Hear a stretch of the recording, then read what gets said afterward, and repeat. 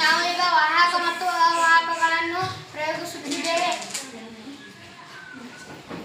ಇದು ಕೀ, ಇದು ಶಾರ್ಪ್ನರ್, ಇದು ಚಮಚ, ಇದು ಪೆನ್ಸಿಲ್, ಇದು ಇರೇಜರ್, ಇದು ಕಾಯಿನ್, ಇದು ಪ್ಲಾಸ್ಟಿಕ್, ಇದು ವಿದ್ಯುತ್ ಕೋಶ, ಇದು ಕಟ್ಟಿಗೆ.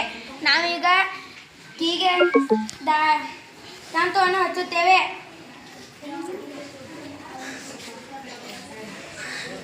ನಾವು ಕೀಗೆ ದಂತವನ್ನು ಹಚ್ಚಿ ಲೈಟಿಗೆ ಹಚ್ಚಿದಾಗ ಲೈಟು ಬೆಳಗುತ್ತದೆ, ಹಾಗಾದರೆ ಇದು ವಾಹಕ. ನಾವೀಗ ಶಾರ್ಪ್ನರ್ಗೆ ತಂತು ಹಚ್ಚುತ್ತೇವೆ. ನಾವು ಶಾರ್ಪ್ನರ್ಗೆ ತಂತು ಹಚ್ಚಿದಾಗ ಲೈಟು ಬೆಳಗುತ್ತದೆ, ಹಾಗಾದರೆ ಇದು ವಾಹಕ.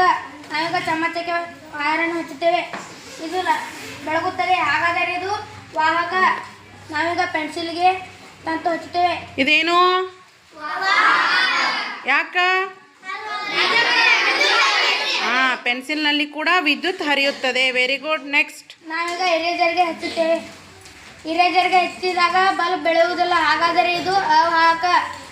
ನಾವೀಗ ವಿದ್ಯುತ್ ಕೋಶಿಗೆ ತಂತುವನ್ನು ಹಚ್ಚುತ್ತೇವೆ.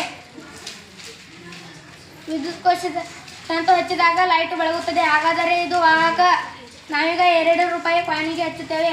2 ರೂಪಾಯಿ ಕಾಯಿನ್ನಲ್ಲಿ ವಿದ್ಯುತ್ ಹರಿಯುತ್ತಾ? ಬಲ್ಬ್ ಬೆಳಕಿತ್ತು, ಹಾಗಾದ್ರೆ ಏನಿದು?